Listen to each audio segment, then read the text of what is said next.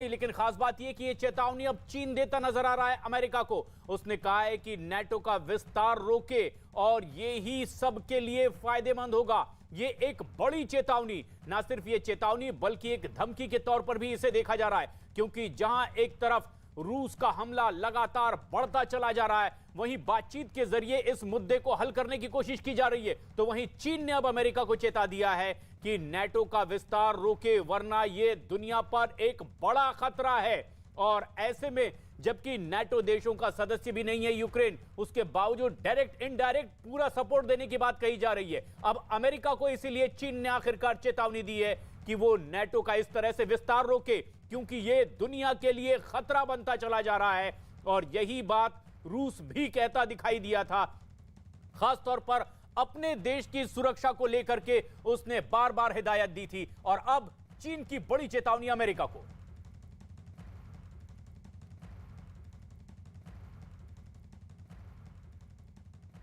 भाड़े के कातिल, सुपारी किलर्स, जासूसों की हिट टीम, 400 कातिलों की यह फौज, और यह सब एक तरफ और निशाना एक, यूक्रेन के राष्ट्रपति व्लादिमीर ज़ेलेंस्की। यूक्रेन का आरोप है कि अब तक के ज़ेलेंस्की को मारने की 3 बार कोशिश की जा चुकी है, लेकिन हर बार यूक्रेन ने उन कातिलों को मार गिराया है। और अब खबर यह आ रही है कि उनकी पीछे पड़ गई है अब दुनिया की सबसे खतरनाक स्पाई एजेंसी। ज़ेलेंस्की के पीछे पड़ी है दुनिया की सबसे खौफनाक, सबसे शातिर जासूसों की एक किलर टीम।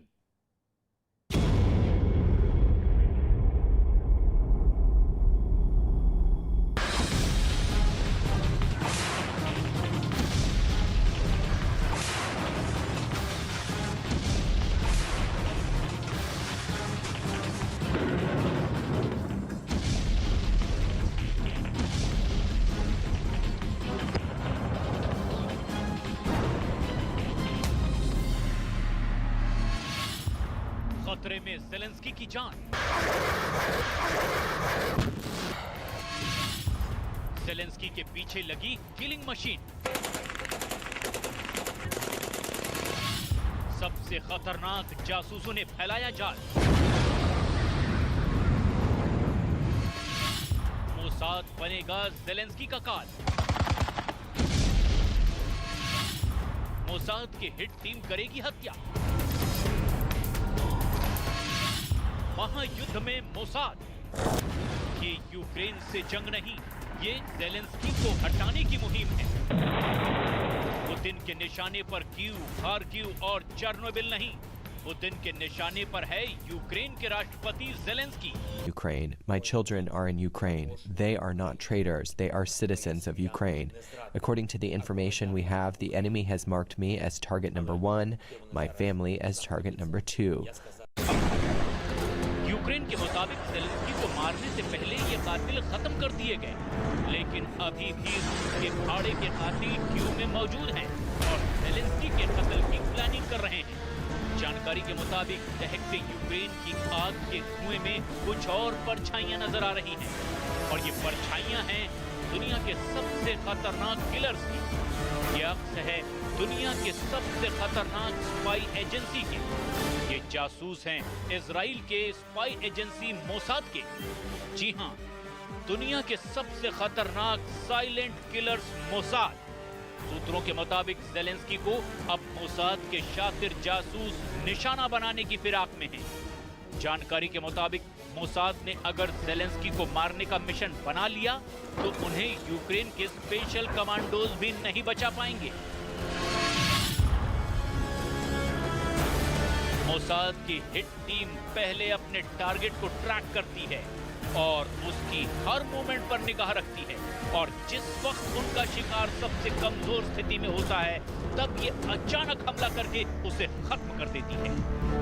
हालांकि ज़ेलेंस्की के साथ साय की तरह काफी फौजी होते हैं, लेकिन मोसाद ने पहले भी भारी सुरक्षा घेरे में लोगों को मौत के घाट उतारा है। मोसाद अपने शिकार को खत्म करने के लिए एक नहीं बल्कि कई हिट टीम बनाती है। एक टीम किसी जगह पर फॉल्स यानी कि नकली हमला करती है।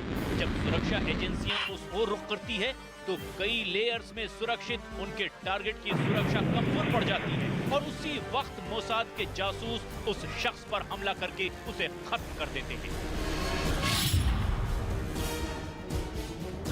मोसाद के कुछ कमांडो अपने टारगेट को तलाशते हैं और फिर एक हेवीली आर्म्ड कमांडो की टीम उस पर जोरदार हमला करती है और टारगेट के साथ उसकी पूरी टीम को मौत के घाट उतार देती है।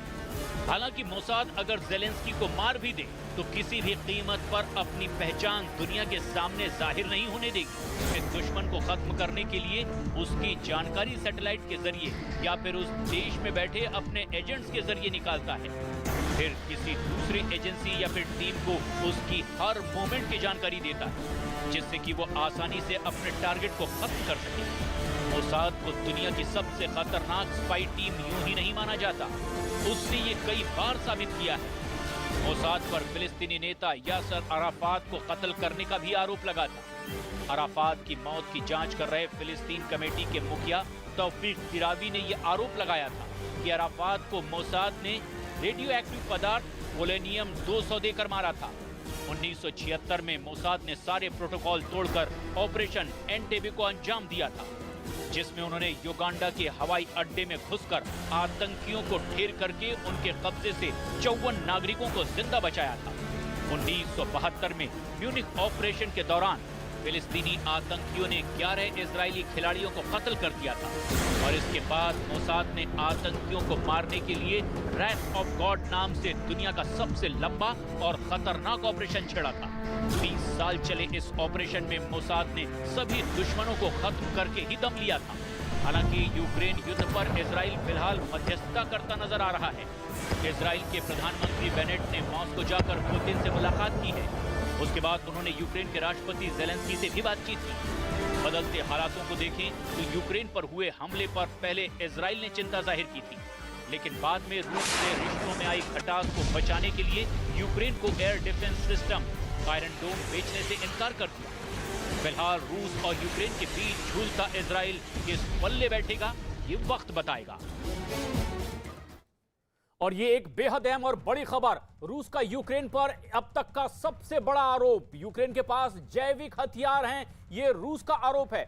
रूस के रक्षा मंत्रालय का दावा है कि यूक्रेन के पास में ये जो जैविक हथियार हैं ये अमेरिका की मदद से तैयार किए गए हैं। जैविक हथियार यानी बायोलॉजिकल वेपन, एक ऐसा हथियार जो बगैर धमाके के सब कुछ बर्बाद कर सकता है। और एक गंभीर आरोप लगाया गया है यूक्रेन पर रूस की ओर से। रूस के रक्षा मंत्रालय ने यह दावा किया है कि यूक्रेन के पास में इसी तरह के जैविक हथियार यानी कि बायोलॉजिकल वेपन मौजूद हैं और ये वेपन अमेरिका के सहयोग से यूक्रेन को मिले हैं, तैयार किए गए हैं, बनाए गए हैं। लेकिन ये वेपन जो कि बगैर धमाके के, बगैर बारूद के बहुत कुछ बर्बाद कर सकता है और इंसानियत को शमशान करने वाली ये हरकत हो सकती है। लेकिन अब ये बड़ा आरोप इस युद्ध के बीच रूस ने यूक्रेन पर लगा दिया है। जैविक हथियार का इस्तेमाल कर सकता है यूक्रेन और उसके पास में है बायोलॉजिकल वेपन। रूस का बड़ा आरोप यूक्रेन पर है। आरोप यह भी कि अमेरिका की मदद से यह जैविक हथियार तैयार किया गया है जो यूक्रेन के पास में है। एक ऐसा हथियार जिसके माना जाता है कि शुरुआत 1397 में मंगोलिया ने पहली बार किया था, लेकिन अब रूस का बड़ा आरोप यूक्रेन पर है।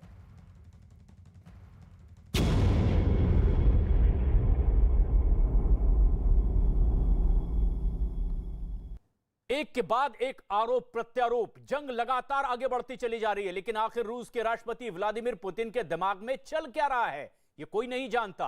पर हां, एक बात तय है, राष्ट्रपति पुतिन किसी भी कीमत पर यूक्रेन पर रूसी सेना के हमलों को रोकना नहीं चाहते। पुतिन के बयानों को देखकर भी यही लगता है कि वो पूरे यूक्रेन को तबाह करने की कसम खा चुके हैं। तो क्या राष्ट्रपति पुतिन यूक्रेन को कब्रिस्तान में तब्दील करके उस पर राज करना चाहते हैं?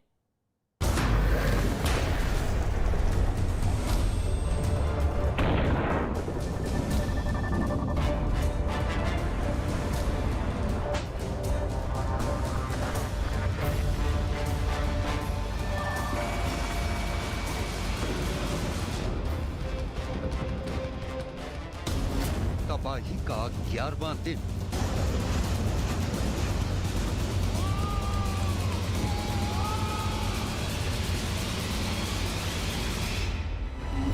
यूक्रेन पर रूस की भयंकर बमबारी।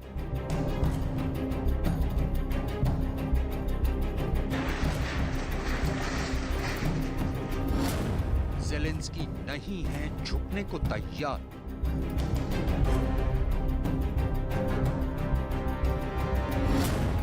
पुतिन करेंगे कब्रिस्तान पर राज।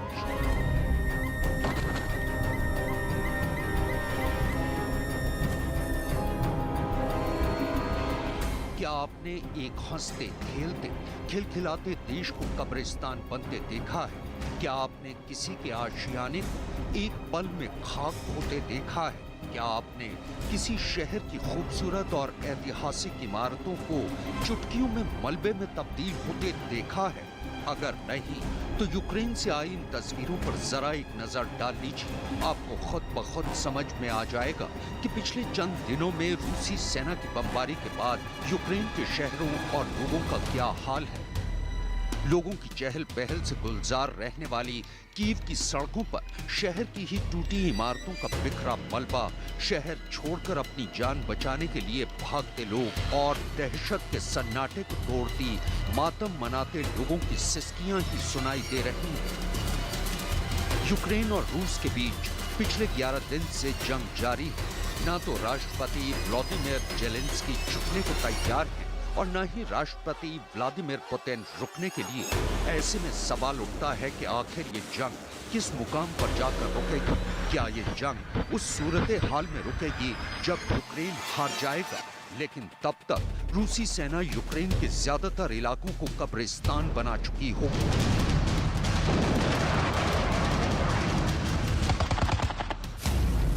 आखिर राष्ट्रपति पुतिन का असल प्लान क्या वो कब्रिस्तान पर राज करना चाहते हैं? लेकिन इस सवाल से परे रूस के राष्ट्रपति पुतिन तो ये ऐलान कर चुके हैं कि अगर यूक्रेन अपने रुख पर अड़ा रहा तो वो जंग जीतने के बाद यूक्रेन से बतौर एक देश का दर्जा छीन लेंगे। Если дальше они будут продолжать делать то, что они делают, я уже тоже об этом говорил, они ставят вообще под вопрос будущность украинской государственности. И если это произойдет, это будет целиком и полностью на их совести. रूस के राष्ट्रपति व्लादिमीर पुतिन के इस बयान का सीधा सा मतलब ये निकलता है कि रूसी सेना यूक्रेन के शहरों पर तब तक बम बरसाती रहेगी जब तक कि यूक्रेन सरेंडर नहीं कर देता या फिर वो इन शहरों को खंडरों में तब्दील नहीं कर देता। लेकिन राष्ट्रपति पुतिन एक हकीकत नजरअंदाज कर रहे हैं कि यूक्रेन के नागरिक इस जंग में अपना सब कुछ स्वाह कर देने के लिए तैयार हैं। तभी तो यूक्रेन के 18 से 60 साल तक के मर्द अपने देश के लिए मर मिटने के लिए तैयार हैं। राजधानी कीव से आई ये वो तस्वीरें हैं जो इस बात की तस्दीक कर रही हैं कि यूक्रेन के नागरिक आसमान से बरसते बारूद के बीच अपनी जान की परवाह किए बिना रूस के खिलाफ जंग लड़ना चाहते हैं। अब सवाल ये है कि क्या राष्ट्रपति पुतिन यूक्रेन के बाशिंदों का ये हौसला और अपने देश के लिए कुर्बान हो जाने के जज्बे को तोड़ पाएंगे? भले ही रूस और राष्ट्रपति पुतिन ये जंग जीत जाएं, लेकिन क्या वो यूक्रेन के लोगों को जीत पाएंगे? Бути корисним, хочу допомагати, хочу захищати, хочу відвоювати, хочу, щоб моя сім'я якнайшвидше повернулася в Україну. І зроблю це все можливо і якнайшвидше. We know why we defend our country, and our guys that are actually standing there and fighting Russian military forces, they know what they are doing. Those guys, they don't. We know what we are doing, and that's why we will win. America समेत Europe के तमाम देश रूस के राष्ट्रपति Putin से जंग रोकने की अपील कर चुके हैं। सिर्फ यही नहीं, वो रूस को जंग रोकने के लिए उस पर कई तरह की आर्थिक पाबंदियां भी लगा चुके हैं। लेकिन बावजूद इसके रूस के राष्ट्रपति पुतिन ना तो अपना फैसला बदल रहे हैं और ना ही जंग रोक रहे हैं। यूक्रेन के कई शहरों को रूसी सेना के काफिलों ने घेरा हुआ है। यूक्रेन पर कब्जे की जंग जारी है। रूसी सेना दिन रात यूक्रेन पर ताबड़तोड़ बमबारी कर रही है और यूक्रेन के शहरों पर गिरते हर बम के नीचे इंसानियत दम तोड़ रही है। लेकिन राष्ट्रपति पुतिन को इससे कोई फर्क नहीं पड़ रहा है। राष्ट्रपति पुतिन के रवैये पर यूक्रेन के राष्ट्रपति व्लादिमीर ज़ेलेंस्की हर रोज यूक्रेन के लोगों से जंग जारी रखने की अपील करते नजर आ रहे हैं। इसके साथ ही वो दुनिया से भी यूक्रेन में रूसी सेना की फैलाई तबाही के मंजर को देखने की अपील भी कर रहे हैं। Посмотрите на Чернигов, на 500-килограммовые бомбы, которые сбрасывали на дома украинцев, убивали нас, убивали детей на Бородянку, на разбитые школы, на взорванные детские садики, на разбитый Харьковский Успенский собор. На что? На все это, на то, что сделала Россия. रूस और यूक्रेन के बीच जारी जंग पर नजर रखने वाले अमेरिकी और ब्रिटिश रक्षा विशेषज्ञों का मानना है कि रूस के लिए यूक्रेन के खिलाफ जंग आसान नहीं है। ब्रिटिश अखबार डेली मेल यूके ने एक अमेरिकी रक्षा अधिकारी का हवाला देते हुए अपनी एक रिपोर्ट में ये लिखा है कि यूक्रेन फतेह का पुतिन प्लान अब फेल होता दिख रहा है। अमेरिका का कहना है कि चूंकि रूस यूक्रेन पर जल्द से जल्द जीत हासिल करने के लिए इस जंग में जरूरत से ज्यादा पैसा खर्च कर रहा है, लिहाजा बहुत जल्द रूस का खजाना खाली हो जाएगा। डेली मेल की रिपोर्ट के मुताबिक रूस यूक्रेन से जंग लड़ने के लिए हर दिन 15 बिलियन पाउंड यानी 15 खरब रुपए खर्च कर रहा है और रूस की आर्थिक हालत देखते हुए रूस यूक्रेन के साथ लंबी जंग लड़ने की हालत में नहीं है। रूस को जंग से रोकने के लिए यूरोपियन यूनियन उस पर कई आर्थिक प्रतिबंध लगा चुका है। ब्रिटेन राष्ट्रपति पुतिन के करीबी 3 अरब पतियों पर प्रतिबंध लगा चुका है। अमेरिका भी रूस के 5 बैंकों पर प्रतिबंध लगा चुका है। जर्मनी ने रूस की नॉर्ड स्ट्रीम 2 गैस पाइपलाइन परियोजना पर रोक लगा दी है। यूक्रेन की खुफिया एजेंसी का दावा है कि राष्ट्रपति पुतिन के फरमान के बाद रूसी सेना यूक्रेन के नागरिकों को डराने की गरज से रिहायशी इलाकों पर भी बमबारी कर रही है। इसके जरिए वो यूक्रेन के लोगों को राष्ट्रपति ज़ेलेंस्की के खिलाफ भड़काना चाहते हैं। इसके अलावा उनका ये भी कहना है कि रूस के राष्ट्रपति व्लादिमीर पुतिन राष्ट्रपति ज़ेलेंस्की का तख्ता पलटकर यूक्रेन में अपनी कठपुतली सरकार काबिज करना चाहते हैं। रूस और यूक्रेन के बीच जारी जंग की तस्वीरें देखने के बाद दुनिया भी अब इस हकीकत को देख रही है कि अपने देश के अस्तित्व के लिए लड़ने वाले यूक्रेनियन जवान रूस के आगे आसानी से घुटने टेकने के लिए तैयार नहीं है। यानी यूक्रेन से अभी राष्ट्रपति पुतिन जंग जारी रखने की जिद के बाद फैली तबाही और बर्बादी की और तस्वीरें आना बाकी हैं।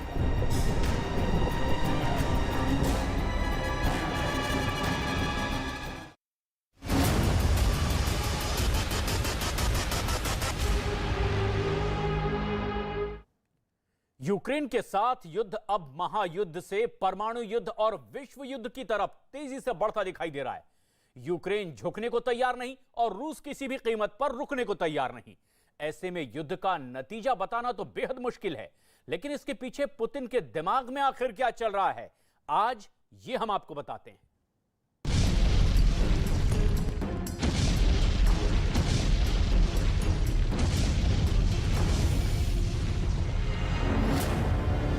पुतिन जो कहते हैं वो करते हैं और जो नहीं कहते वो जरूर करते हैं।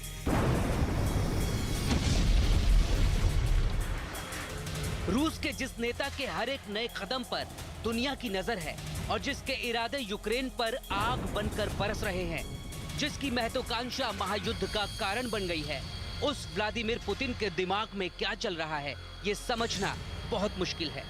लेकिन जिस नेता से इस समय पूरी दुनिया खौफ खा रही है, उसके जीवन की गहराइयों में उतरकर ये समझा जा सकता है कि पुतिन का दिमाग आखिर काम कैसे करता है और वो इस युद्ध में जीत हासिल करने के लिए क्या क्या कर सकते हैं और किस हद तक जा सकते हैं।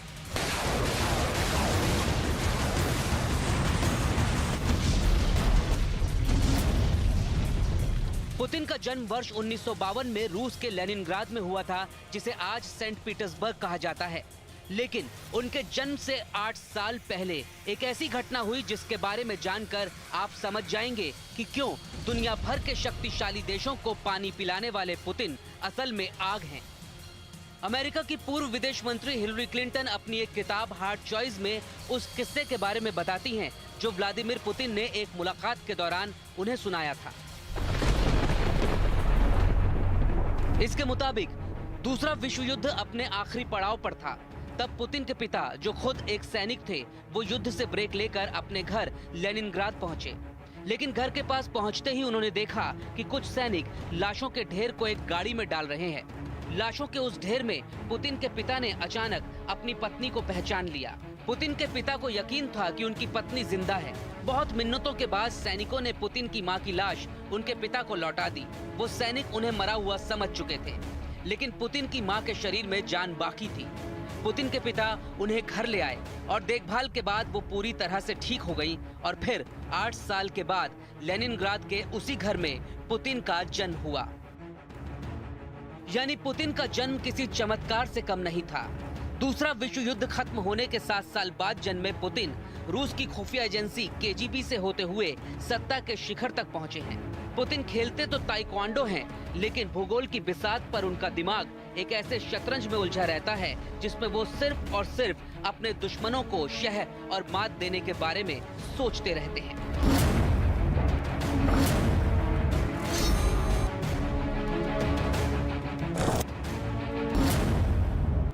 पुतिन को कॉर्नर किया जाना यानी कोने में धकेले जाना बिल्कुल पसंद नहीं है। ऐसा होने पर वो और भी आक्रामक हो जाते हैं। पुतिन ने कई बार इंटरव्यूज में एक किस्से का जिक्र किया है जिसमें वो बताते हैं कि जब वो सेंट पीटर्सबर्ग में रहा करते थे तब उनके कमरे में एक दिन एक मोटा चूहा घुस आया। पुतिन ने उस चूहे को एक लकड़ी की छड़ी के सहारे किसी तरह से कोने में कर दिया, लेकिन फिर अचानक उस डरे हुए मोटे चूहे ने उछलकर पुतिन पर वापस हमला कर दिया। उस दिन पुतिन को ये बात समझ आ गई कि जब किसी को सब लोग मिलकर कोने में कर देते हैं तो अस्तित्व बचाने के लिए आक्रमण करना कितना जरूरी हो जाता है।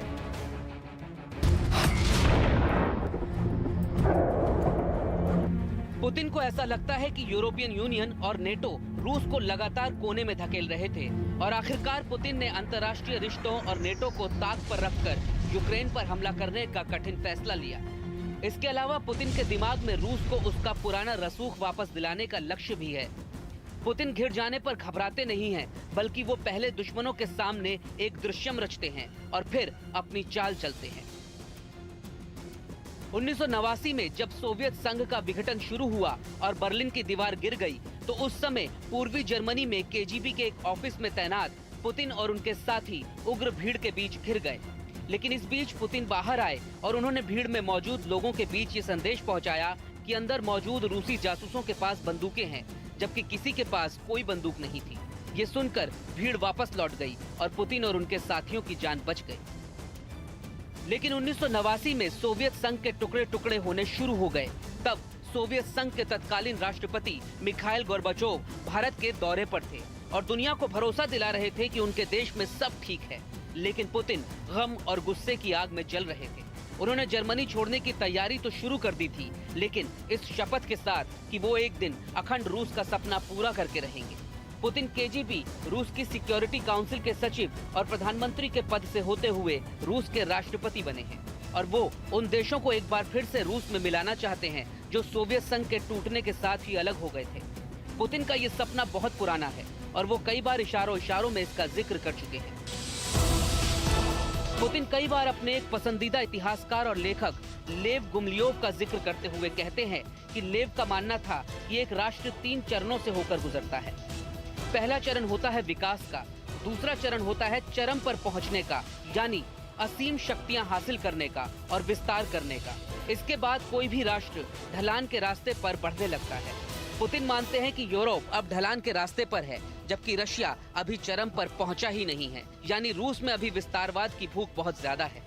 पुतिन रूस के एक और लेखक इवान लियन के प्रशंसक माने जाते हैं, जिन्होंने एक किताब लिखी थी जिसका नाम था 8 टास्क। ये किताब 6 दशक पहले प्रकाशित हुई थी। इस किताब के एक चैप्टर में लिखा है कि पश्चिम के देश रूस को उसके मूल रूप में स्वीकार ही नहीं करते, यानी वो रूस के अस्तित्व को पसंद नहीं करते और एक दिन ये देश मिलकर सोवियत संघ के टुकड़े कर देंगे और सोवियत संघ से अलग हो जाने वाले ज्यादातर बाल्टिक देश होंगे और इनमें यूक्रेन भी शामिल होगा। इसे पढ़कर ऐसा लगता है कि लेखक ने सोवियत संघ के टुकड़े टुकड़े होने की भविष्यवाणी बहुत पहले ही कर दी थी और पुतिन इसी लेखक को पढ़कर बड़े हुए हैं। इसलिए वो ये मानते हैं कि पश्चिम के देश रूस का अस्तित्व मिटाना चाहते हैं। इसलिए पुतिन के दिमाग में लगातार ये बात चलती रहती है कि वो किसी भी तरह रूस के पुराने रसूख को हासिल कर ले और सत्ता में होते हुए अखंड रशिया के सपने को पूरा करके दिखाएं। कुल मिलाकर पुतिन का दिमाग विश्व युद्ध का प्लेग्राउंड बन गया है। वो रूस के इतिहास के बारे में किताबों में लिखी बातों को हकीकत में बदलना चाहते हैं और येन केन प्रकारेण पहले यूक्रेन और फिर यूरोप के उन देशों पर नियंत्रण हासिल करना चाहते हैं जो कभी सोवियत संघ के मुकुट में हीरो की तरह चमकते थे। रूस यूक्रेन युद्ध के अब 11वें दिन विश्व युद्ध के संकेत साफ साफ दिखाई देने लगे हैं। पुतिन ने यूक्रेन को दो टूक शब्दों में कह दिया है कि अगर व्लादिमीर ज़ेलेंस्की झुके नहीं तो जंग रुकेगी नहीं, बल्कि कीव का अस्तित्व ही खतरे में पड़ जाएगा।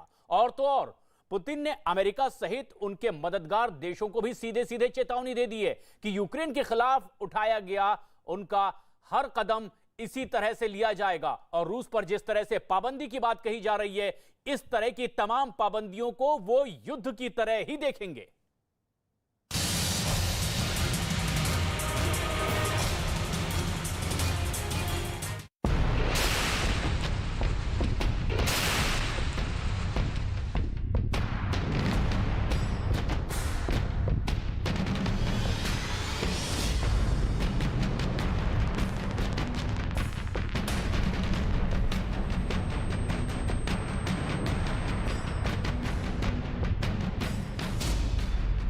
यूक्रेन में तबाही का 11वां दिन।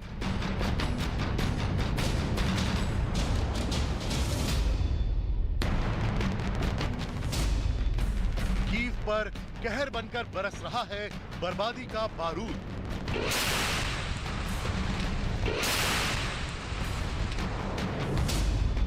परमाणु जंग की कगार पर दुनिया।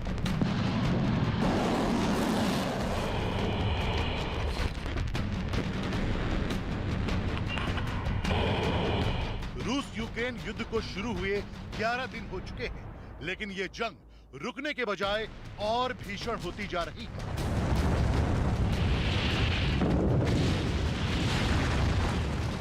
रूसी सेना लगातार यूक्रेन के अहम शहरों को निशाना बनाकर उन पर हमले कर रही है।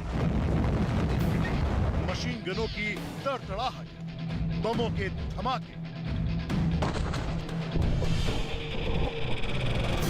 टैंक की ताकत और रूस यूक्रेन महायुद्ध में मिसाइलों के जोर दिखाने के बाद क्या अब कीव के किले पर एटम बम का हमला होने वाला है? इसके पहले कि ये बताएं कि कीव पर परमाणु कहर क्यों टूटने वाला है, उससे पहले रूस के राष्ट्रपति व्लादिमीर पुतिन का ये बयान सुनिए। Если дальше они будут продолжать делать то, что они делают, я уже тоже об этом говорил, они ставят вообще под вопрос будущность украинской государственности. И если это произойдет, это будет целиком и полностью на их совести. व्लादिमीर पुतिन का यह बयान सिर्फ यूक्रेन के खिलाफ ही नहीं है, ये यूक्रेन के राष्ट्रपति व्लादिमीर ज़ेलेंस्की को सीधी धमकी है। अगर इस धमकी के इशारे और रूस की तरफ से आ रहे खतरे पर गौर किया जाए तो राष्ट्रपति पुतिन के बयान का सीधा सा मतलब निकलता है कि रूस परमाणु हथियार इस्तेमाल करने की तैयारी कर चुका है।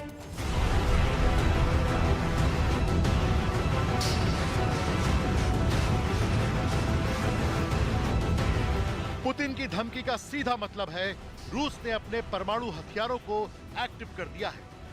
इंतजार है सिर्फ एक आदेश का, जिसके बाद न्यूक्लियर अटैक का ट्रिगर दबेगा और दुनिया में तीसरे विश्व युद्ध की शुरुआत हो जाएगी।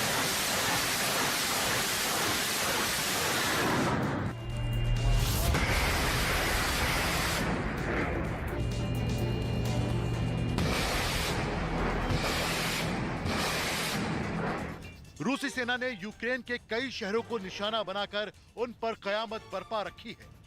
आलम यह है कि यूक्रेन पर रूसी हमले के बाद जिधर भी नजर दौड़ाइए उधर सिर्फ और सिर्फ तबाही और बर्बादी ही नजर आती है।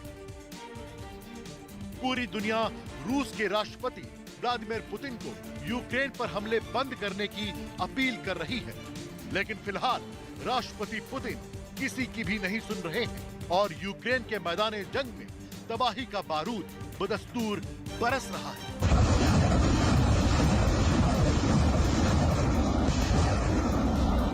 फेडरेशन ऑफ अमेरिकन साइंटिस्ट की ताजा रिपोर्ट के मुताबिक रूस के पास दुनिया का सबसे बड़ा परमाणु हथियारों का जखीरा है।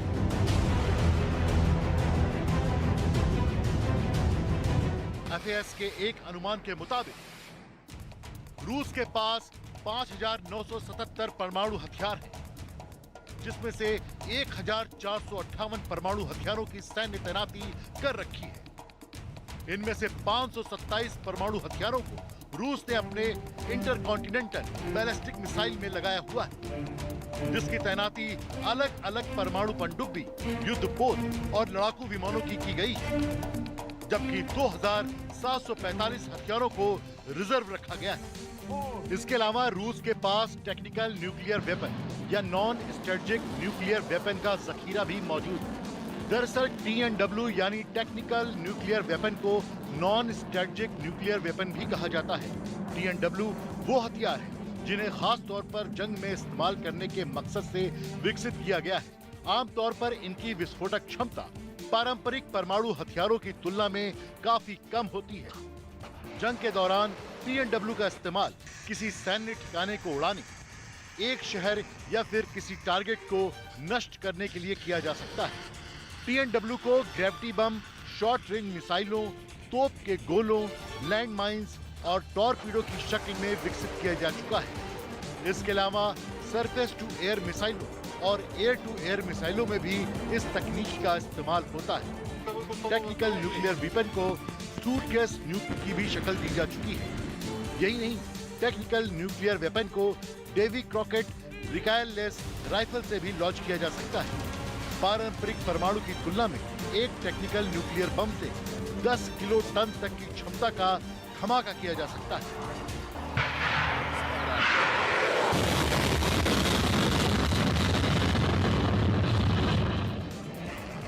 यानी रूस के परमाणु जखीरे में हर वो विनाशकारी हथियार है जिनका इस्तेमाल कर रूस दुनिया के नक्शे से यूक्रेन का नामो निशान तक मिटा सकता है, या फिर यूक्रेन के अहम शहरों पर टैक्टिकल न्यूक्लियर बल का इस्तेमाल कर सकता है। और अगर ऐसा होता है, रक्षा विशेषज्ञों का अनुमान है कि अगर रूस 30 किलो टन के परमाणु बम से हमला करता है तो 4 किलोमीटर तक पूरा इलाका बर्बाद हो जाएगा, और अगर वो 1000 किलो टन तक परमाणु बम गिराता है तो उससे 100 किलोमीटर तक का इलाका नष्ट हो जाएगा। ये तबाही जापान के हिरोशिमा और नागासाकी से भी बड़ी होगी, क्योंकि हिरोशिमा पर 15 किलो टन और नागासाकी पर 20 किलो टन के परमाणु बम से हमला किया गया था, जिससे पूरा शहर तबाह हो गया। लेकिन ऐसा बिल्कुल भी नहीं है कि अमेरिका और नाटो देश इस बात को नहीं जानते।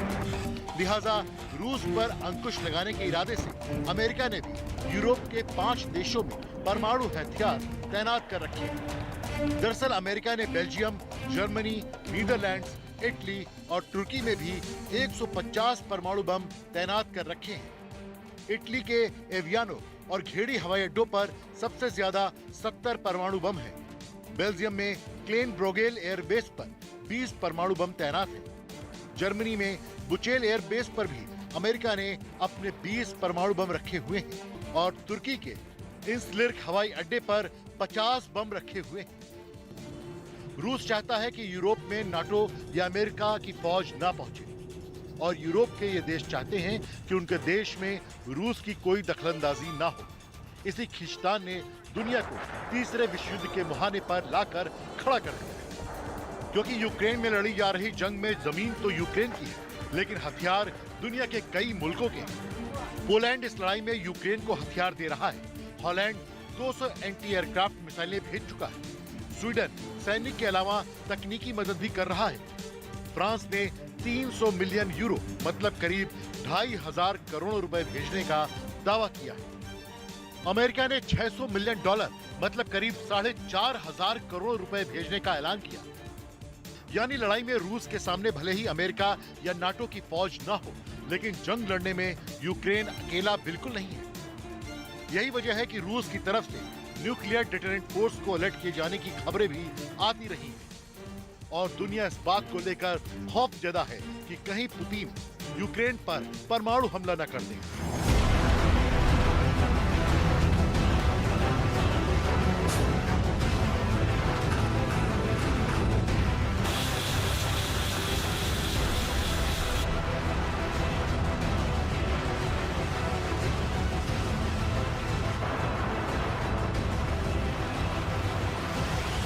यूक्रेन पर हमला करने के कुछ ही दिन के बाद रूस के राष्ट्रपति व्लादिमीर पुतिन ने यह दावा किया था कि यूक्रेन के पास अभी भी सोवियत संघ वाली परमाणु तकनीक मौजूद है, जिसका इस्तेमाल करके यूक्रेन परमाणु हथियार बनाना चाहता है। यही नहीं, 27 फरवरी को राष्ट्रपति पुतिन ने रूस की न्यूक्लियर डिटरेंट फोर्स को अलर्ट पर रहने का फरमान सुना चुके हैं। न्यूक्लियर डिटरेंट फोर्स वो होती है जो परमाणु हमले के दौरान सक्रिय रहती है। राष्ट्रपति पुतिन के आदेश का सीधा सा मतलब निकलता है कि रूस परमाणु हथियार इस्तेमाल करने की तैयारी कर चुका है। Высшие должностные лица ведущих стран НАТО допускают и агрессивные высказывания в адрес нашей страны. Поэтому приказываю министру обороны и начальнику генерального штаба перевести силы сдерживания российской армии. अंतर्राष्ट्रीय स्तर पर प्रतिबंध और बातचीत के जरिए रूस पर दबाव बनाने की हर मुमकिन कोशिश की जा रही है ताकि वो यूक्रेन के खिलाफ फौरन अपनी सैन्य कार्रवाई रोक ले। लेकिन अभी तक रूस के हमले बंद नहीं हुए हैं। फिलहाल इस जंग का खामियाजा यूक्रेन के बेगुनाह नागरिकों को उठाना पड़ रहा है। कुल मिलाकर बात यह है कि यूक्रेन को नाटो की सदस्यता दिलाने पर छिड़ा विवाद इतना बड़ा हो चुका है कि तीसरा विश्व युद्ध अब बहुत करीब दिखने लगा है। अब सभी के जहन में सवाल यही कि आखिर ये जंग इतनी लंबी खिंचती कैसे जा रही है। रूस के साथ जारी इस जंग में जमीन पर वैसे तो यूक्रेन अकेला ही लड़ता दिखाई दे रहा है, लेकिन दुनिया के कई देशों से उसे और मदद मिल रही है, डायरेक्ट और इनडायरेक्ट। और इसी मदद के जरिए यूक्रेन के पास जो खतरनाक हथियार पहुंचे हैं, उसने रूस को लगातार परेशान कर रखा है।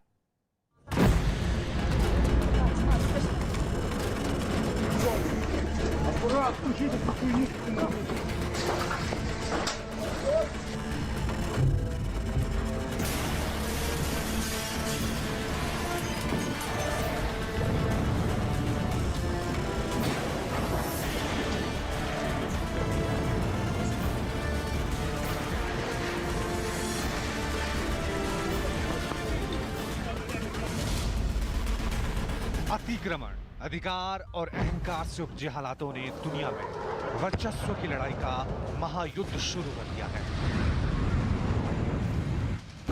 24 फरवरी को रूस ने जब यूक्रेन पर हमला किया था, तब से लेकर अब तक यूक्रेन की जमीन लाल और आसमान काला हो गया है। रूस यूक्रेन पर सभी तरीके के दांव चल रहा है, लगातार माइंड गेम खेल रहा है। यूक्रेन में जमीन से लेकर आसमान तक मौत बरस रही है, लेकिन जो नहीं हो रहा है वो है यूक्रेन की राजधानी कीव पर कब्जा। रूस ने एक साथ इतने हमले किए कि यूक्रेन के हर शहर में बस आग ही आग नजर आ रही है। 10 दिन गुजर जाने के बाद भी रूस की सेना कीव पर अपना अधिकार नहीं जमा पाई है, जिसके कुछ खास वजह हैं।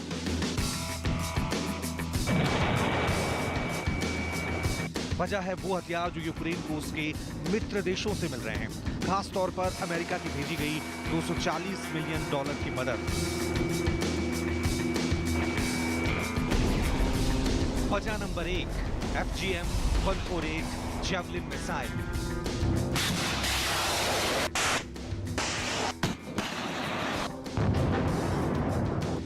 यूक्रेन पे रूस के हमले लगातार जारी हैं।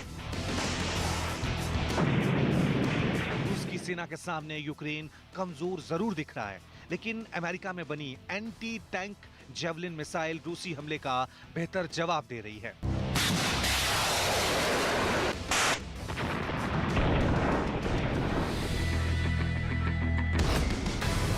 जेवलिन मिसाइल के दम पर यूक्रेन अब तक 280 रूसी बख्तरबंद वाहनों को तबाह कर चुका है, जबकि यूक्रेन की सेना ने जेवलिन मिसाइलों से सिर्फ 300 फायर ही किए हैं। यानी इस युद्ध में ये मिसाइल 93% मारक क्षमता से काम कर रही है।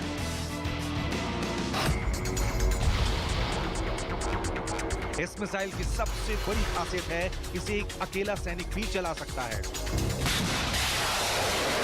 दुश्मन खेमे में कोहराम मचा सकता है।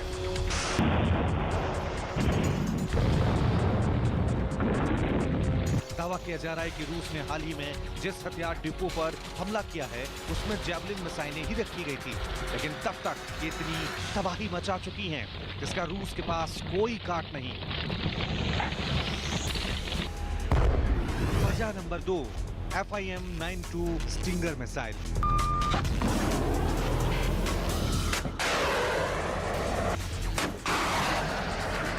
रूसी सेना के खिलाफ यूक्रेन का ये दूसरा ऐसा हथियार है जो अभी रूस पर काल बनकर चुका है। वैसे तो अमेरिकी हथियार है, लेकिन पिछले कुछ सालों में यूक्रेन को इस हथियार की बड़ी सप्लाई मिली है।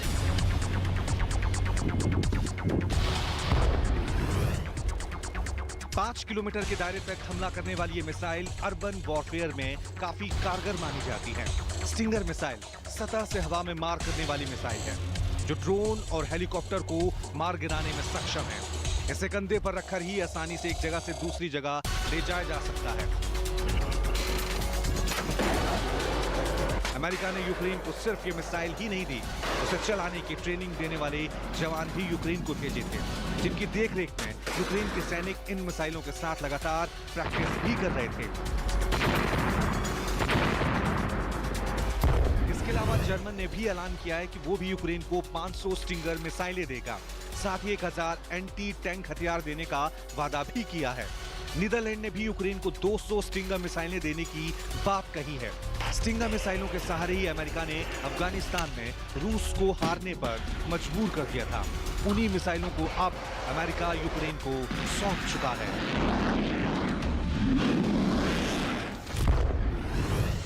वजह नंबर 3, 9K35 स्ट्रेला 10। अगर जेवलिन और स्टिंगर मिसाइलें रूस का काल हैं, तो Strela anti aircraft missile system रूस की नाप में कम करने वाला है।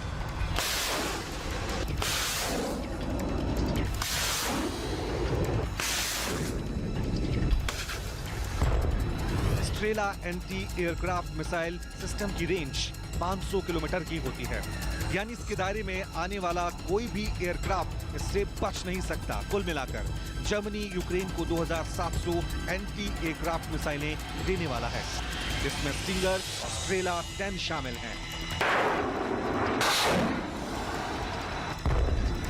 वजह नंबर 4, एनलॉ मिसाइल। एनलॉ यानी next generation light anti tank weapon. Ukraine को ब्रिटेन ने कुछ दिनों पहले ही एनलॉ लाइट एंटी टैंक मिसाइलें सौंपी थी। इन मिसाइलों की मदद से यूक्रेन जंग के दौरान रूस के टैंकों को तबाह कर सकता है। इसे ब्रिटेन और स्वीडन ने मिलकर तैयार किया है। कमाल की बात यह है कि इसे यूक्रेन का सैनिक कंधे पर रखकर चल सकता है। सिर्फ इतना ही नहीं, 800 मीटर की दूरी पर मौजूद रूस के टैंक को ये नेस्तनाबूद कर सकते हैं। लेकिन रूस के हथियार भी कम ताकतवर नहीं। रूस ने अपने टैंकों पर एक्सप्लोसिव रिएक्टिव आर्मर लगाए हुए हैं जो दुश्मनों की मिसाइलों को नाकाम बना देते हैं। यूक्रेन की यही सबसे बड़ी परेशानी रही है।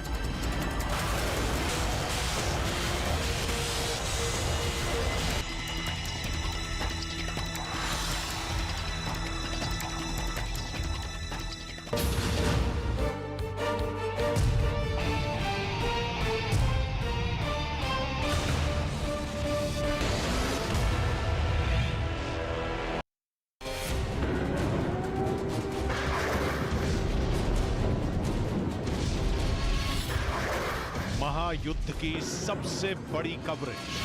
यूक्रेन जो है इसी मार को झेल रहा है। हमले में किस तरीके से एक आदमी, रूस से लेकर यूक्रेन तक, पोलैंड से लेकर रोमानिया तक। इस वक्त हम पोलैंड के बॉर्डर में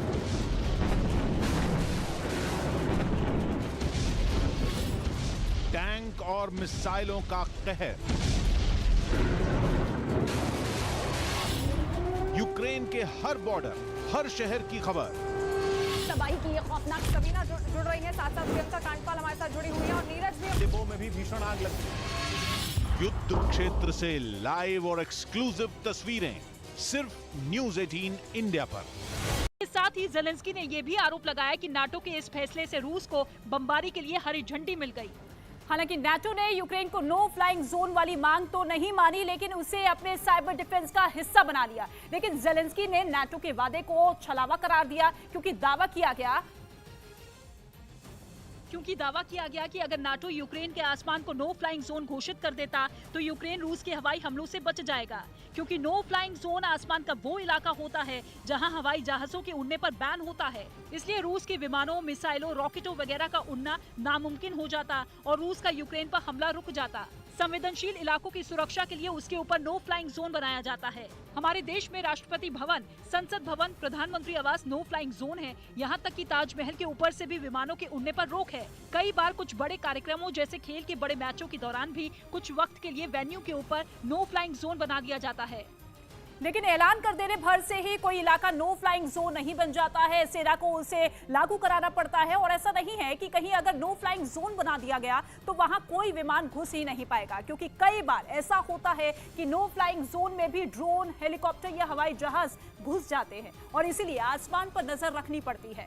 नो फ्लाइंग जोन में दुश्मन की विमान की एंट्री को रोकना पड़ता है, और अगर फिर भी दुश्मन का हवाई जहाज नो फ्लाइंग जोन में घुस जाए तो फिर उसे मार गिराना भी पड़ता है। बस इसी वजह से नाटो और अमेरिका यूक्रेन को नो फ्लाइंग जोन घोषित करने से कतरा रहे हैं, क्योंकि इसका मतलब होगा आग में हाथ डालना, रूस से सीधे जंग में उलझ जाना, जिसके मूड में नाटो और अमेरिका बिल्कुल भी नहीं है। अगर नाटो ने यूक्रेन को नो फ्लाइंग जोन बना दिया तो फिर उसे यूक्रेन के आसमान की निगरानी करनी पड़ेगी। उन्हें अपने विमानों को यूक्रेन के आसमान में तैनात होना पड़ेगा, उसकी हिफाजत करनी होगी, और अगर रूस के विमान यूक्रेन में घुसे तो उन्हें मार गिराना भी पड़ेगा। और इसका मतलब ये होगा कि रूस से पंगा लेना, क्योंकि फिर तो रूस भी चुप नहीं बैठेगा, वो भी हमला करेगा, और रूस को भड़काने का मतलब होगा तीसरा विश्व युद्ध, जो कि अगर छिड़ गया तो परमाणु हथियारों से ही लड़ा जाएगा। पुतिन तो इसकी चेतावनी भी दे चुके हैं, और अकेले अमेरिका और रूस के पास ही दुनिया के 90% परमाणु हथियार है। तो सोचिए जंग कितनी बड़ी तबाही ला सकती है। और यही वजह है कि नाटो और अमेरिका साफ मना कर चुके हैं कि वो अपने सैनिकों को रूस से लड़ने के लिए यूक्रेन में उतारने को तैयार बिल्कुल भी नहीं है। और उधर दक्षिण पूर्वी यूक्रेन में बने जापोरिजिया न्यूक्लियर पावर प्लांट में बमबारी के बाद आग लगने से अफरा तफरी मच गई। एक दिन पहले ही रूस ने इस प्लांट पर हमला कर इसे अपने कब्जे में ले लिया था, जिसके बाद यूक्रेन ने दावा किया कि उसने इस परमाणु प्लांट को रूस के कब्जे से छुड़ा लिया है। और उसी पावर प्लांट में एक बार फिर रूसी सेना ने बम बरसाए, जिससे वहां भीषण आग लग गई। ये आग प्लांट के दफ्तर में लगी, जिसने थोड़ी ही देर में पूरी इमारत को अपनी चपेट में ले लिया। चारों तरफ से आग की लपटों के साथ धुएं का गुब्बार उठता दिखाई दिया, जिसके बाद वहां पहुंचे दमकल कर्मी आग को बुझाने में जुट गए, जिसमें कई घंटों का वक्त लग गया। इससे एक दिन पहले रूस ने इस न्यूक्लियर पावर प्लांट पर हमला बोल दिया था, जिसके बाद यूरोप के इस सबसे बड़े परमाणु प्लांट में आग भड़क गई, जिसकी खबर ने अमेरिका के साथ यूरोप के कई देशों की चिंता बढ़ा दी थी। और रूस के इस हमले की तस्वीरें भी सामने आई थी, जिनमें रात के अंधेरे में आंखें चौंधिया देने वाली एक रोशनी आसमान से बला बनकर नीचे टपकती दिखी। दोबारा ऊपर से तेज रोशनी न्यूक्लियर पावर प्लांट पर आती नजर आई। इसके बाद जोरदार धमाके हुए और परमाणु प्लांट में धुआं उठने लगा। दावा किया गया कि ये रूस की सेना की गोलीबारी थी, जिसमें यूक्रेन के जापोरिजिया न्यूक्लियर पावर प्लांट में आग लग गई। परमाणु प्लांट पर हमले से यूक्रेन आग बबूला हो गया। रूस को मुंहतोड़ जवाब देने के लिए उसने भी हमले शुरू कर दिए। नतीजा ये हुआ कि न्यूक्लियर पावर प्लांट जैसा बेहद संवेदनशील इलाका जंग का मैदान बन गया। 21वें इंडियन टेलीविजन एकेडमी अवार्ड्स में न्यूज 18 इंडिया को 2 अवार्ड मिले हैं। न्यूज 18 इंडिया को मोदी द अनटोल्ड स्टोरी के लिए बेस्ट डॉक्यूमेंट्री का अवार्ड मिला है, जबकि बेस्ट टॉक शो का अवार्ड बायजूस यंग जीनियस को मिला।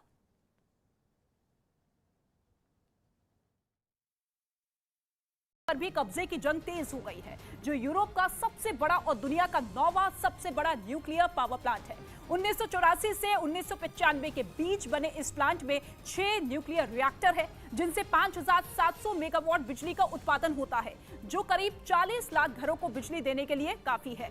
इसकी अहमियत का अंदाजा इस बात से लगाया जा सकता है कि यूक्रेन में जितनी बिजली पैदा होती है, उसका 5वां हिस्सा अकेला जापोरिजिया न्यूक्लियर पावर प्लांट ही पैदा करता है। और इस बीच यूक्रेन के इरपिन शहर में रूसी सेना की तरफ से किए गए मिसाइल हमले से पूरा शहर कांप गया। इस हमले का एक वीडियो भी सामने आया, जिसमें शहर के एक इलाके में रूस की सेना के 2 लड़ाकू विमान आसमान में गरजते और बम बरसाते दिखाई दिए। इस दौरान वहां एक कार भी खड़ी नजर आई। तभी आसमान से एक के बाद एक कई मिसाइल हमले किए गए, जिससे पूरा शहर थर्रा गया। धमाके की वजह से वहां आसमान में कई मीटर धुएं का गुब्बार उठता दिखा, जो बाद में पूरे इलाके में फैल गया। तो वहीं रूस की सेना की तरफ से किए गए इन हमलों से डरकर कार में बैठा आदमी बाहर निकल आया। हालांकि इस हमले में उसे कोई नुकसान नहीं पहुंचा। वहीं रूस की सेना को अपनी जमीन से उखाड़ फेंकने के लिए यूक्रेन ने भी अपनी पूरी ताकत झोंक दी है। यूक्रेन के कई शहरों में मिसाइलों, बमों और टैंकों से हमले हो रहे हैं। तो कुछ इलाकों में यूक्रेन की फौज इस हमले का मुंहतोड़ जवाब देती हुई नजर आ रही है, जिनकी कुछ तस्वीरें यूक्रेन की सेना की तरफ से जारी की गई, जिनमें एक तस्वीर में दिखा कि आसमान में मंडरा रहे रूस के एक हेलीकॉप्टर पर यूक्रेन के फौजियों ने रॉकेट लॉन्चर से हमला बोल दिया, जिसके बाद उससे आग की भयानक लपटें उठती नजर आई और वो हेलीकॉप्टर धुआं फेंकता हुआ सीधे जमीन पर आ गिरा। इसके बाद वहां काले धुएं का गुब्बार चारों तरफ फैल गया। ये तो कुछ भी नहीं, इन फौजियों ने बड़ी चालाकी से टैंकों पर सवार होकर एक शहर में दाखिल हो रहे रूसी सैनिकों को रास्ते में ही निशाने पर ले लिया। झाड़ियों में छिपकर बैठे यूक्रेन के फौजियों ने टैंक से गोले दागे, जिससे रूसी टैंक तबाह हो गए। गोलीबारी की वजह से वहां से आग के ऐसे शोले उठे कि देखने वालों के रोंगटे खड़े हो गए। वो इलाका पूरी तरह आग और धुएं से ढक गया। जान बचाने के लिए बाकी बचे रूस के सैनिक अपने टैंकों के साथ वहां से भाग खड़े हुए, क्योंकि यूक्रेन की तरफ से छिपकर हो रहे हमले के आगे रूस के सैनिक भी टिक नहीं पाए। दावा है कि जंग के दौरान कुछ जगहों पर रूस के फौजियों पर यूक्रेन के सैनिक टूट पड़े, जिसकी कुछ तस्वीरें यूक्रेन के रक्षा मंत्रालय ने जारी की। बताया गया कि ये मिकोलाइव शहर की सड़क की तस्वीर है, जहां एक दिन पहले सीधी लड़ाई हुई तो रूस के सैनिकों को पीछे हटना पड़ा और जो पीछे नहीं हटे उन्हें रॉकेट लॉन्चर से टैंक समेत उड़ा दिया गया, जिसके बाद सड़क पर हर तरफ युद्ध का भयानक मंजर नजर आया। सैनिकों के शव और टैंक सब इधर उधर बिखरे दिखे। जवाबी कार्रवाई से गदगद ज़ेलेंस्की ने वीडियो के जरिए अपने सैनिकों का हौसला बढ़ाया। Це хлопці 18-20 років. इसके साथ ही उन्होंने रूस के हर हमले का जवाब देने की बात भी कही। यूक्रेन के एक विपक्षी नेता ने तो यहां तक दावा कर दिया है कि ज़ेलेंस्की यूक्रेन छोड़कर भाग गए हैं और वो पोलैंड में अमेरिकी दूतावास में छिपे हुए हैं। एक दिन पहले रूस की मीडिया ने भी ऐसा ही कुछ दावा किया था। और अब फिर राष्ट्रपति वोलोदिमिर ज़ेलेंस्की के देश छोड़ने की खबर आई। यूक्रेन के विपक्षी नेता और रूसी मीडिया ने दावा किया कि ज़ेलेंस्की पोलैंड के अमेरिकी दूतावास में छिपे हैं। ये दूतावास यूक्रेन की राजधानी कीव से करीब 780 किलोमीटर दूर पोलैंड की राजधानी वॉर्सो में है। दावा तो ये भी है कि वो अब पूरी तरह अमेरिका की सुरक्षा में हैं। कुछ दिन पहले अमेरिका ने ज़ेलेंस्की को एयरलिफ्ट करने का प्रस्ताव भी दिया था, जिसे उन्होंने ठुकरा दिया था। लेकिन ज़ेलेंस्की के देश से भाग जाने की खबर ऐसे वक्त में आई है जब वहां की राजधानी कीव से महज 13 किलोमीटर की दूरी पर रूस के फौजियों का काफिला राजधानी पर कब्जे के लिए खड़ा है और रूस की मिसाइलें एक के बाद एक कई शहरों पर कहर बनकर टूट रही हैं। हालांकि इन खबरों के बीच ज़ेलेंस्की सामने आए, वीडियो लिंक के जरिए यूरोप के देशों से मदद की अपील की। इसके साथ ही यूक्रेन ने विपक्षी नेता और रूस के ज़ेलेंस्की के देश छोड़ने के दावों को झूठा करार दिया। यही नहीं, यूक्रेन के पूर्व प्रधानमंत्री ने तो यहां तक कह दिया है कि ज़ेलेंस्की कीव में ही मौजूद है और वो भी ऐसे बंकर में जहां रूस के परमाणु हमले का भी कोई असर नहीं होगा। इससे पहले भी ज़ेलेंस्की के देश छोड़ रूस और यूक्रेन के बीच जारी युद्ध के 11वें दिन तेज हुआ और घमासान। कीव और खार्किव में भारी गोलाबारी, कई शहरों में हवाई हमले का अलर्ट। यूक्रेन को पुतिन ने दी अब तक की सबसे बड़ी चेतावनी। फ्रांस के राष्ट्रपति इमैनुअल मैक्रोन से बातचीत में कहा, यूक्रेन हथियार डाले तभी खत्म होगा युद्ध। यूपी में 7वें और आखिरी दौर के मतदान से पहले सीएम योगी का भारी बहुमत से जीत का दावा। न्यूज 18 से एक्सक्लूसिव बातचीत में कहा, 80% सीटें बीजेपी ही जीतेगी। चुनाव आज भी 80-20 का है। 80% सीटें भारतीय जनता पार्टी पाएगी जी, 20% में बंटवारा होगा। कल खत्म हो जाएगा विधानसभा चुनाव का आखिरी दौर। उत्तर प्रदेश, पंजाब, उत्तराखंड, गोवा और मणिपुर में किसकी बनेगी सरकार? न्यूज 18 इंडिया पर देखिए महापोल के नतीजे शाम 4 बजे से लगातार।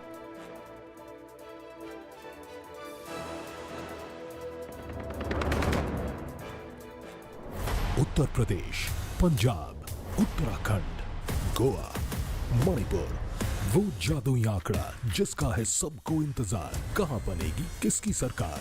न्यूज 18 टारगेट महापोल, सबसे बड़ा दंगल शाम 4 बजे से सिर्फ न्यूज 18 इंडिया पर।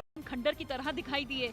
इस दौरान वहां राहत और बचाव का काम भी जोर शोर से जारी रहा। इसके साथ ही दमकल कर्मी अलग अलग इलाकों में लगी आग को बुझाने में जुटे रहे। वहीं चेरनेव शहर में कई जगह पर रूसी मिसाइलें जहां तहां गिरी नजर आईं। और इसके साथ ही यूक्रेन की सेना ने जंग के दौरान रूस के एक लड़ाकू विमान के पायलट को मार गिराया है। ये पायलट रूस के सुखोई विमान का था जो इस शहर पर बमबारी कर रहा था। वहीं यूक्रेन ने दावा किया है कि उसकी सेना ने इस विमान पर हमला किया, जिसकी वजह से रूस के इस पायलट की मौत हो गई। उसका शव चेरनेव शहर के इलाके में जमीन पर पड़ा दिखाई दिया, जिसके बाद यूक्रेन के कुछ सैनिक वहां पहुंच गए। इसका वीडियो यूक्रेन की सेना ने जारी किया। यूक्रेन के आसमान को नो फ्लाइंग जोन घोषित नहीं करने के नाराज से यूक्रेन के राष्ट्रपति वोलोदिमीर ज़ेलेंस्की नाटो पर बरस पड़े। ज़ेलेंस्की ने कुछ दिन पहले नाटो से यूक्रेन की एयर स्पेस को रूस के लिए बंद करने की अपील की थी, ताकि यूक्रेन के आसमान का इस्तेमाल रूस ना कर सके और उसके लड़ाकू विमानों और मिसाइलों के हमलों को रोका जा सके, क्योंकि रूस बीते 10 दिनों से यूक्रेन के शहरों पर ज्यादातर हवाई हमले कर रहा है और इससे हो रही तबाही की निशानियां हर तरफ फैली है। इसलिए जब ज़ेलेंस्की की मांग नाटो ने ठुकरा दी तो वो आग बबूला हो गए और इतना भड़क गए कि उन्होंने नाटो पर मदद न करने का आरोप लगाते हुए उसे रूस के हवाई हमलों में होने वाली मौत का जिम्मेदार तक कह दिया। Ті люди, які загинуть від цього дня, загинуть також і через вас, через вашу слабкість. इसके साथ ही ज़ेलेंस्की ने ये भी आरोप लगाया कि नाटो के इस फैसले से रूस को बमबारी के लिए हरी झंडी मिल गई। हालांकि नाटो ने यूक्रेन को नो फ्लाइंग जोन वाली मांग तो नहीं मानी, लेकिन उसे अपने साइबर डिफेंस का हिस्सा बना लिया। लेकिन ज़ेलेंस्की ने नाटो के वादे को छलावा करार दिया, क्योंकि दावा किया गया कि अगर नाटो यूक्रेन के आसमान को नो फ्लाइंग जोन घोषित कर देता तो यूक्रेन रूस के हवाई हमलों से बच जाएगा, क्योंकि नो फ्लाइंग जोन आसमान का वो इलाका होता है जहां हवाई जहाजों के उड़ने पर बैन होता है। इसलिए रूस के विमानों, मिसाइलों, रॉकेटों वगैरह का उड़ना नामुमकिन हो जाता और रूस का यूक्रेन पर हमला रुक जाता। संवेदनशील इलाकों की सुरक्षा के लिए उसके ऊपर नो फ्लाइंग जोन बनाया जाता है। हमारे देश में राष्ट्रपति भवन, संसद भवन, प्रधानमंत्री आवास नो फ्लाइंग जोन है। यहाँ तक कि ताजमहल के ऊपर से भी विमानों के उड़ने पर रोक है। कई बार कुछ बड़े कार्यक्रमों जैसे खेल के बड़े मैचों के दौरान भी कुछ वक्त के लिए वेन्यू के ऊपर नो फ्लाइंग जोन बना दिया जाता है। लेकिन ऐलान कर देने भर से ही कोई इलाका नो फ्लाइंग जोन नहीं बन जाता है। सेना को उसे लागू कराना पड़ता है और ऐसा नहीं है कि कहीं अगर नो फ्लाइंग जोन बना दिया गया तो वहां कोई विमान घुस ही नहीं पाएगा, क्योंकि कई बार ऐसा होता है कि नो फ्लाइंग जोन में भी ड्रोन, हेलीकॉप्टर या हवाई जहाज घुस जाते हैं और इसीलिए आसमान पर नजर रखनी पड़ती है। नो फ्लाइंग जोन में दुश्मन की विमान की एंट्री को रोकना पड़ता है और अगर फिर भी दुश्मन का हवाई जहाज नो फ्लाइंग जोन में घुस जाए तो फिर उसे मार गिराना भी पड़ता है। बस इसी वजह से नाटो और अमेरिका यूक्रेन को नो फ्लाइंग जोन घोषित करने से कतरा रहे हैं, क्योंकि इसका मतलब होगा आग में हाथ डालना, रूस से सीधे जंग में उलझ जाना, जिसके मूड में नाटो और अमेरिका बिल्कुल भी नहीं है। अगर नाटो ने यूक्रेन को नो फ्लाइंग जोन बना दिया तो फिर उसे यूक्रेन के आसमान की निगरानी करनी पड़ेगी। उन्हें अपने विमानों को यूक्रेन के आसमान में तैनात होना पड़ेगा, उसकी हिफाजत करनी होगी और अगर रूस के विमान यूक्रेन में घुसे तो उन्हें मार गिराना भी पड़ेगा। और इसका मतलब ये होगा कि रूस से पंगा लेना, क्योंकि फिर तो रूस भी चुप नहीं बैठेगा, वो भी हमला करेगा और रूस को भड़काने का मतलब होगा तीसरा विश्व युद्ध, जो कि अगर छिड़ गया तो परमाणु हथियारों से ही लड़ा जाएगा। पुतिन तो इसकी चेतावनी भी दे चुके हैं और अकेले अमेरिका और रूस के पास ही दुनिया के 90% परमाणु हथियार है। तो सोचिए जंग कितनी बड़ी तबाही ला सकती है। और यही वजह है कि नाटो और अमेरिका साफ मना कर चुके हैं कि वो अपने सैनिकों को रूस से लड़ने के लिए यूक्रेन में उतारने को तैयार बिल्कुल भी नहीं है। और उधर दक्षिण पूर्वी यूक्रेन में बने ज़ापोरिज़िया न्यूक्लियर पावर प्लांट में बमबारी के बाद आग लगने से अफरा तफरी मच गई। एक दिन पहले ही रूस ने इस प्लांट पर हमला कर इसे अपने कब्जे में ले लिया था, जिसके बाद यूक्रेन ने दावा बदले। श्रीनगर में आतंकी हमला, अमीर अकादल इलाके में सुरक्षा बल पर ग्रेनेड से हमला, 1 की मौत 20 घायल। आईटी अवार्ड्स का ऐलान, मोदी द अनटोल्ड स्टोरी को बेस्ट डॉक्यूमेंट्री और बायजूस यंग जीनियस को बेस्ट टॉक शो का अवार्ड।